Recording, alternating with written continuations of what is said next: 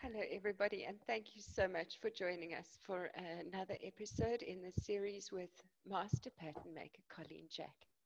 I'm very, very thankful to Colleen for all her expertise that she's shared with us throughout the series. And thank you to all of you who have been watching, who've sent in positive feedback. We appreciate it so very much when we hear from you because it helps us to know that we're on the right track and we're sharing information that's useful to you. So today, Colleen is going to share some wisdom with us about costing schedules. Over to you, Colleen. Super. And so, Mel, thank you for extending this adventure. It really has unfolded so beautifully. And today is about taking a whole lot of knowledge that we have been siphoning off information from the costing schedule, from the cutting orders and from the first samples. And today what we're going to discuss is a costing schedule, and incredibly useful. And so I'm going to screen share as usual with a presentation just to guide us through today's process. And so why we use costing schedules. It's a tool that takes important information gleaned off the style breakdown sheet and the cutting order. So that's the time the machinist took to sew the first sample, the ratings that we've got and that the factory has matched, any ratings for fusing, contrast, wadding, anything else like haberdashery. So it's those little snag lists that we are likely to forget that actually do cost us. And so, you know, a size label might only cost 50 cents, but over production will eventually incur a cost that can become significant. So it's every conceivable item, including the packaging. So how does the CMT deliver it? Do they charge us for the packaging in the CMT costs, or must I go and buy my own packets or my own hangers or my own boxes? All of those things. It also amortizes the overlooked costs like the research and development of the garment pattern. And it would also recoup the costs for the pattern development and for the grading. And it's very hard to absorb the total costs of the R&D of a pattern and the grade in the first sale of those garments. So it may take a couple of years to amortize those costs every season in order to actually make the garment not too expensive. The schedule also informs us if the garment is feasible to go into production. So it's a difference between a creative expression and then actually saying, this was wonderful, it was creatively, deeply satisfying, but actually, this is never going to be saleable or scalable to go into production. So we would also use this costing schedule to understand how many units to break even. And as I said to you previously in part of these lectures is, we normally, anything under 25 units, you will not break even. And a CMT is unlikely to want to take on a project of less than 25 units. And so normally we're looking at about 100 units in order to start producing a profit. And then the age-old question is, how much do you mark it up? And so that depends on your clientele and what the threshold is. But I'm going to take us through a very rigorous standard costing schedule that we use in factories, and regardless of whether or not I am then selling the garment myself or if I'm selling it onto a boutique. This is the costing schedule for the profit that I will make in my markup in the units that I have produced. And then a good saleable garment costing schedule can be referred to seasonally. And so your standard items that you'll sell year in and year out will have your costing schedule that you can go back to and update and put into production year in and year out. And you'll see, you know, where fabrics cost has spiked, or where you've, improved on your production and your CMT has dropped the cost or something like that. Any questions so far on this? So I do have one question, and that is, what about designers who are watching who feel that they have to every single year come out with a new range and a new collection? I know there's kind of this almost assumption in the industry that you're not an up-to-date designer unless you have this year's trends that have been on the catwalk in Milan, and those are reflected in what you're doing here, and that every season you have to have something fresh. So you might want to be doing stuff fresh, but it will be based on your fit and your silhouette as a designer whose clientele know your fit. And so it'll be permutations of your standard blocks. So you can refer back to a standard cost schedule on a similar style to know what your break-even point is before you even go into production. And so say the style is very voluminous, you will be able to quickly go through a previous jacket that had a lot of volume and do a similar rating on updated seasonal fabrics and be able to do a sort of thumbsuck costing schedule before you even develop the pattern to go, actually, you know what, my market, as much as they would like a voluminous jacket, will not be able to afford a voluminous jacket. And so maybe what we can do is play around with go days. So these costing schedules actually will provide a little bit of pushback for designers to just get some realism into their minds about where the balance is between what they'd like to do and what is practical financially to do. Absolutely. And so you're not going through that whole 6-week cycle of designing, creating the first pattern, sampling, resampling. You can really just go and do a very analytical, strategic costing before we even go into production. So your costing schedules are incredibly valuable. I will show you an A4 sheet on the PowerPoint, but obviously over the years, Excel spreadsheets have become more and more popular. And I would keep the A4 sheet for factory use and an Excel spreadsheet for aging it over seasons, so that I can just go back and look at my previous columns. So Excel is very, very handy. And yeah, I'm not the biggest Eddie Excel in the whole wide world, but I can work out a formula and a sum so that I can work out a good costing. So basically, this is what it would look like on an A4, is you've got your pattern number, your style number, and your date. And I leave enough space here to fill in pencil the aging of a costing schedule. So I can see when I first costed it, and then as I've used it season by season. There's always a little technical drawing to remind me what it looks like. And then the construction is, what is your fabric, what is your fusing, what is your lining, all of those fabric costs. What width that fabric comes on, the standard rating, your price per meter, and then of course your on the rating, what it will cost for the rating at that price per meter. Then you've got your description with your article number. So very handy if it does turn out to be a great seller, that you have noted who the supplier is and what the article number is of the haberdashery that we would be using. And of course, what size, what units I bought it in at, what price it was, and what price per the units that I've used.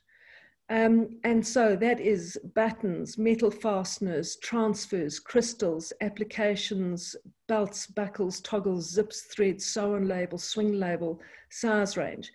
And this is really important to also find out if the CMT has costed the size label in for you, or will you be supplying the size label? What are the washing instructions? Is the CMT supplying the washing instructions, or am I?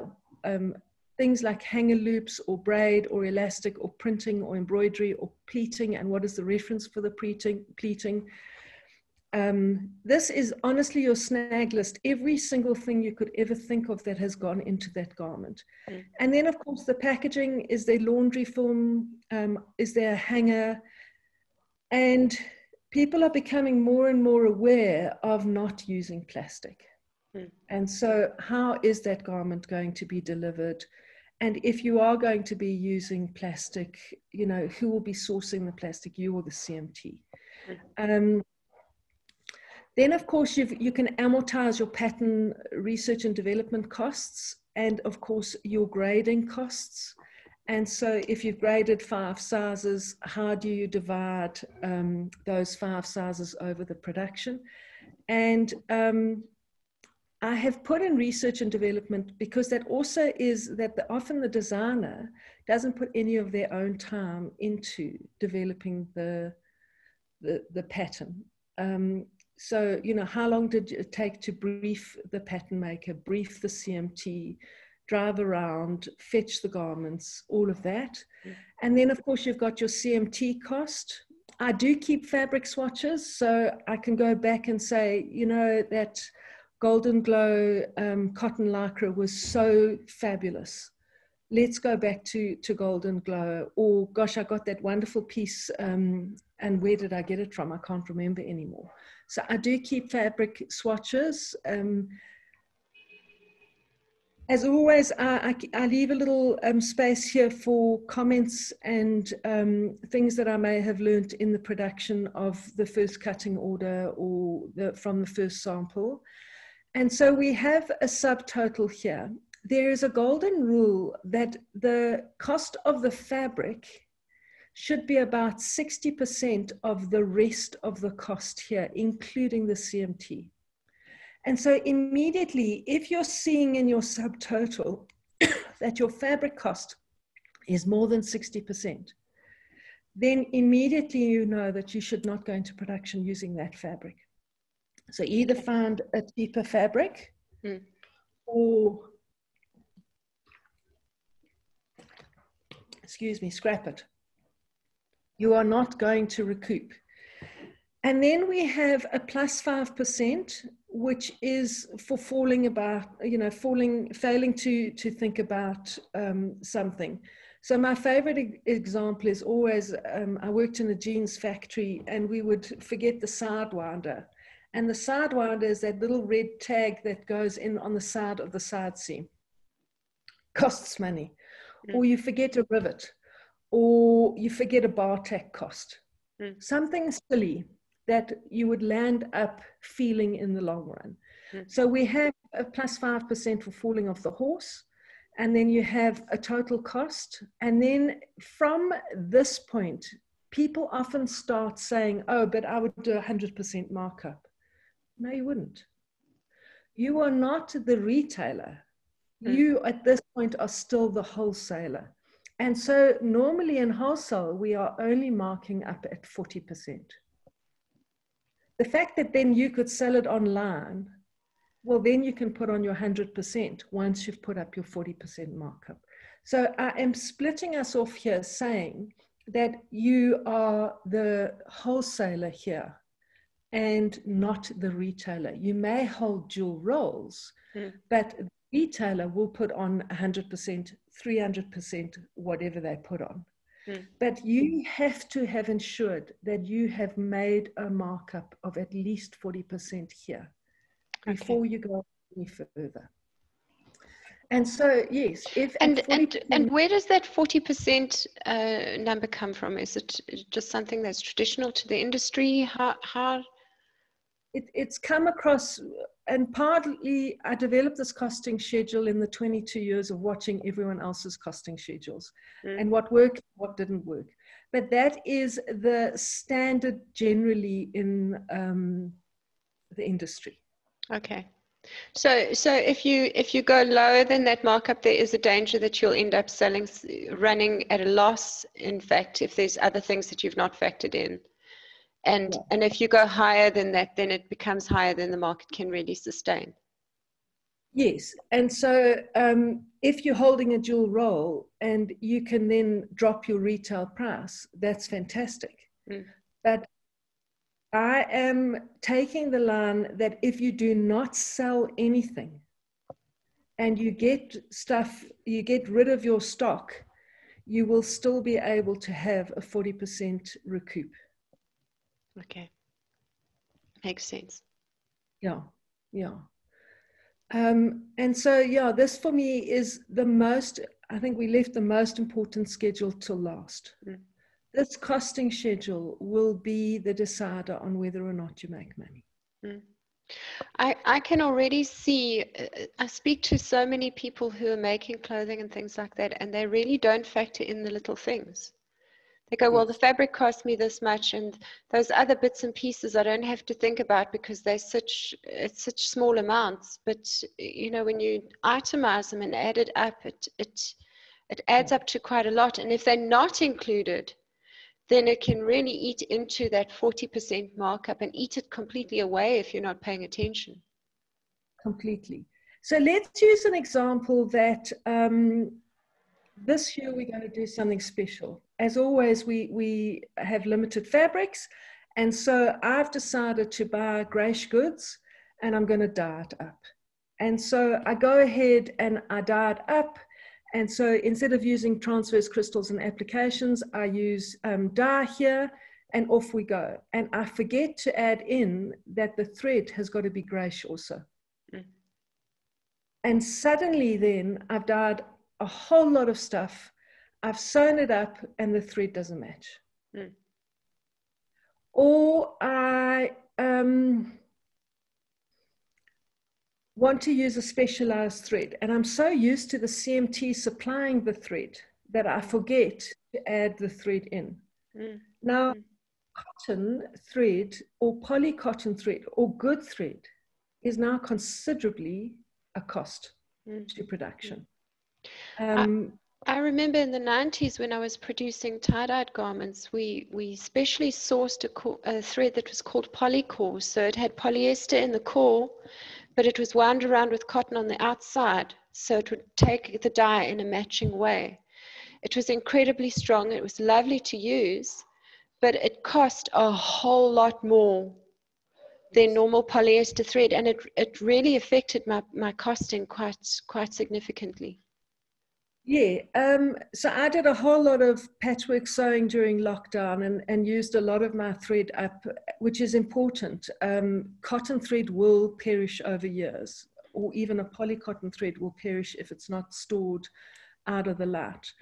And so I recently did a shop to just replace basic colors, 5 threads of each because I use a safety stitcher. And that was a 1,600 Rand bill. Mm. That's just cotton. That's no fabric involved. Mm. And do check cotton. If you are going to buy cotton, do check the cotton because you should have a little bit of give in a cotton thread. But if it snaps just by your fingers, a sewing machine is going to complain. So you will find that you are snapping threads while you're sewing because the cotton is of poor quality. Mm. And you can sometimes tell on the spool starts to bow. And that will tell you that cotton is rotting and not good. And often on the blacks, check the blacks. Because it's gone through such a heavy dye process to get that rich black color that it does perish. Mm. Mm. That's very useful information. Thank you, Colleen.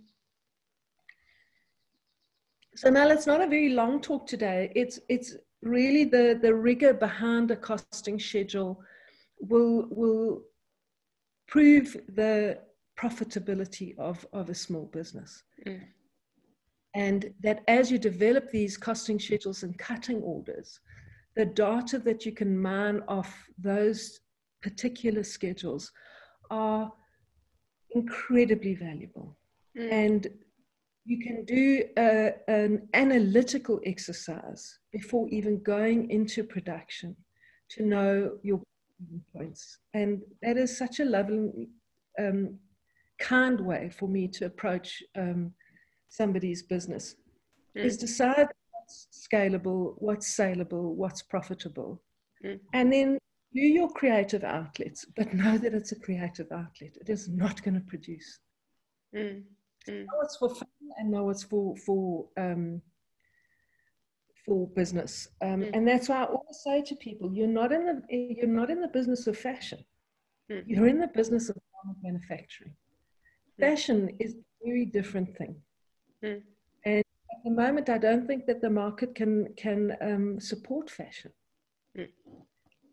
I have to agree. Yeah, sad. But then have your creative expressions. Do that on the weekend. Yes. Yes. It's a hobby. Yes. Yes. This is how we're feeding people. Yes. Yes. And I think that's a very, very important kind of conversation that we all need to have with ourselves if we're going into the clothing game. Because I think there are a lot of people who are kind of in that unrealistic space of not owning. They want this to feed their kids. They want it to be profitable, but they don't realize that there are going to have to be certain compromises made if they want to do that. So I think this is a great way of bringing realism to the conversation. Yeah, and as always for me, there's that underlying self-care. Is clothing manufacture is tough. It's got a lot of things that can go wrong, and when it goes wrong quick, and it goes wrong expensively. And so building this kind of scheduling into the back of the business is what's going to give you your emotional resilience. You can do a quick and easy pencil check on an A4 page that will tell you feasibility. And then you can say it's worth the emotional cost to go through the next 6 months worth of production to do this. And if you've done the test and it's not feasible, drop it. Drop it. Move on.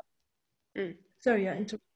No, I was just thinking that, so for some people who aren't doing this costing schedule, it might feel like they now have to do all this extra paperwork.